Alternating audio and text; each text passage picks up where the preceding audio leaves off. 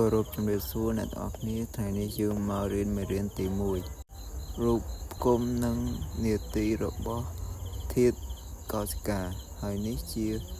ចំណុចដែលយើងត្រូវរៀនមាន5ចំណុចនេះហើយចូលមកចំណុចបន្ទាប់គឺសេចក្តីផ្ដើមភាវៈរស់នៅលើផែនដីរាប់ប្រភេទនិងមានទំហំរូបរាងខុសៗគ្នាមានខ្លះមើលឃើញដោយភ្នែកទទេមានខ្លះមើលដោយមិនឃើញភ្នែកទទេដូចនេះតើអ្នកការផលិតមីក្រូទស្សន៍សម្រាប់មីភរស់តូចជីវវិទ្យាអាឡេម៉ង់លោកហុកតូម៉ាលីហុងជាអ្នកបង្កើតមីក្រូទស្សន៍ដំបូងគេក្រោយមកយើងចូលមកចំណុចបន្តគឺអាតូមម៉ូតូសេម៉ូតូប្រូតេសវីរុសអាសាយមីក្រូទស្សន៍ប៉ារ៉ាស៊ីតកោសិកាសត្វសុទ្ធកង្កែបពងមាន់សុទ្ធមាន់និងមនុស្សវិញវ័យហើយនេះជាទំហំដែលយើងមើលភ្នែកឃើញដោយភ្នែកទទេនិងមើលមិនឃើញដោយភ្នែកទទេដូចនេះអារូបនៅខាងមុខនឹងយើងមើលមិនឃើញដោយភ្នែកទទេទេតែអារូបចាប់ពីសុទ្ធកង្កែបនេះទៅយើងមើលឃើញដោយភ្នែកទទេចូលមកចំណុចបន្តគឺធាតុកោសិកានិងតួនាទីមនុស្សពេញវ័យមានកោសិកា10ស្វ័យគុណ18វាមានអង្កត់ផ្ចិត5ទៅ20យុងស្បែក1សង់ទីម៉ែត្រការ៉េនិងមានកោសិកាប្រហែល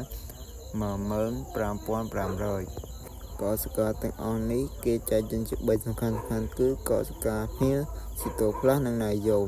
ហើយនេះជារូបគុំរបស់វាចូលបន្ទាប់គឺផែនសេឡូញ៉ូកើតចេញពីស្រទាប់ឡូញ៉ូពីស្រទាប់ទី1គឺសរសៃនាំជួយឲ្យភាពយឺតស្រទាប់ទី2កើតលើនិងមុខងារការជួយទ្រទ្រង់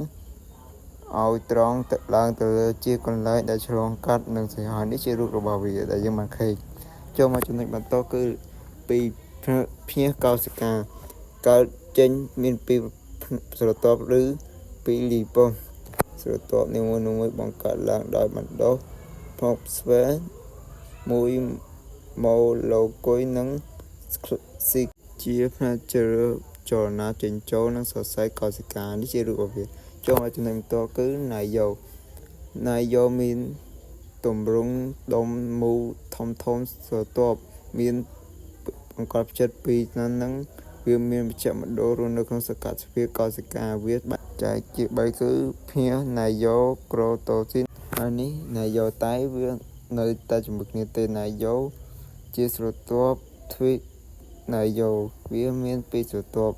មានរុនតូចសម្រាប់សារធាតុឆ្លងកាត់ក្រុមម៉ាទីន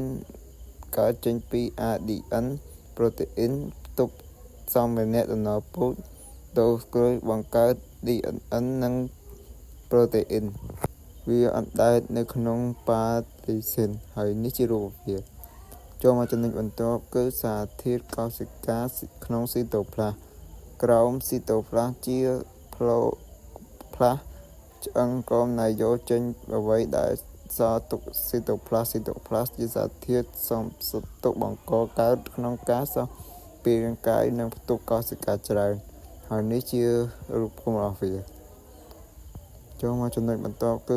4ធាតុកោសិកាក្នុងស៊ីតូផ្លាសមីក្រូទស្សត្រីមានរាងតូចដំបងតូចមានឆ្នោតពីស្រទាប់ភ្នាស់ឌីតូទីប្រធម្មពលច្រើននិងមជ្ឈមណ្ឌលហើយនេះជារូបគុំរបស់វាចូលមកចំណុចបន្តគឺ4សារធាតុក្នុងស៊ីតូផ្លាសដដែលតែចំណុចខុសគ្នាវាមានទម្រង់ជាក្របនិងសារធាតុតូចនិងរាយបារ៉ាស៊ីតូផ្លាសលើស៊ីតូផ្លាសវាបង្ការជំងឺវារស់នៅកន្លែងធរៈសម្ប័យសំយោគប្រូតេអ៊ីនហើយវាចំណុចនេះដូចតែចំណុចខាងលើទេតែតួនាទីរបស់វាមិនដូចគ្នាទេហើយនេះជារូបគុំរបស់វាចូលមកចំណុចបន្ទាប់សារពាង្គកាយក្នុងស៊ីតូផ្លាសដដែលតែចំណុចថ្មីអ៊ីនតូឡូស៊ីជូជាបណ្ដាបំពង់ណាយ៉ូនិងក្នុងស៊ីតូផ្លាសវាចែកចេញជា2រ៉េស៊ី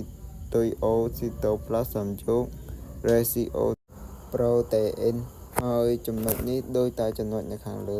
តែនីតិរបស់វាខុសគ្នាហើយនេះជារូបគុណរបស់វាដែលយើងបានឃើញចូលមកចំណុចបន្ទាប់គឺ4សារធាតុក្នុងស៊ីតូផ្លាសប្រដាប់កុកស៊ីជាថង់ឬបំពង់សំប៉ែតដែលស្ថិតនៅក្នុងក្បែរណាយ៉ូគេហៅថាវាជាលោកកាលីអូស៊ីតជនជាតិអ៊ីតាលីវាមានថង់ស្របនឹងការកែច្នៃប្រូតេអ៊ីនពីបញ្ជូនទៅក្នុងកោសិកាចឹងវារបស់វាមាននីតិខុសៗគ្នាហើយរូបគុំរបស់វាដូចគ្នាហើយនេះជារូបរបស់វាចូលមកចំណុចបន្ទាប់លីតូសូមវាជាសារធាតុកោសិកាទ្រង់តូចៗដែលព័ទ្ធជុំវិញដោយផ្លាស់វាផ្ទុកសារធាតុគីមីចូលមកចំណុចបន្ទាប់ឡាគុយអូមានថង់បើអាហារនិងកាកសំណល់សម្ពាធទឹកក្នុងវ៉ាគុយអូធ្វើឲ្យសារធាតុរឹងមាំនិងលូតលាស់លឿននិងទ្រង់ទម្ងន់ស្លឹកនិងផ្កាវិរុក្ខជាតិហើយនេះជារូបរបស់វាចូលមកចំណុច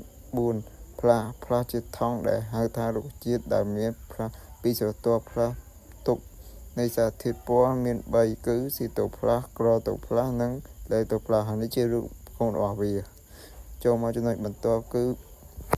4សង់ស៊ីតូយ៉ុងជាសារធាតុកោសិការាងស៊ីឡាំងសង់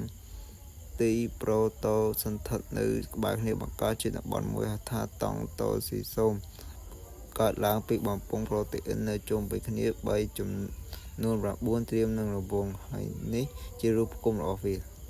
ចូលមកចំណុចបន្ទាប់ទៀតគឺហើយនេះជាចំណុចបន្តគឺសរសៃស៊ីតូផ្លាសហើយនេះជារូបរបស់វា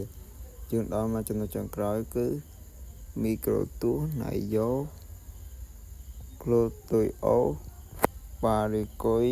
ភ្នាសកោសិកាប្រដាប់អុកស៊ីតលីតូមសង់ទេនឹងស៊ីតូផ្លាសក្លណៃយ៉ូមនៃប៉ារីសូមហើយចូលមកកាន់រូបទី2គឺមីក្រូទីសភ្នាសណៃយ៉ូពីតស៊ីតូផ្លាសស៊ីកាតូផ្លាសស៊ីតូផ្លាសវ៉ាគុយអូក្លូយក្លោប្រដាប់កុកស៊ីតសាពាងកាយតែរស់នៅហើយនេះជារូបរបស់វាមានពណ៌ខៀវពណ៌អីនេះជាវ៉ាគុយអូដែលយើងឃើញនិងស្រទាប់ដែលការពាររបស់វាហើយអរគុណអ្នកទាំងអស់គ្នាដែលបានចូលរួមស្ដាប់ខ្ញុំអរគុណលោកគ្រូនិងអ្នកទាំងអស់គ្នាដែលបានស្ដាប់ខ្ញុំ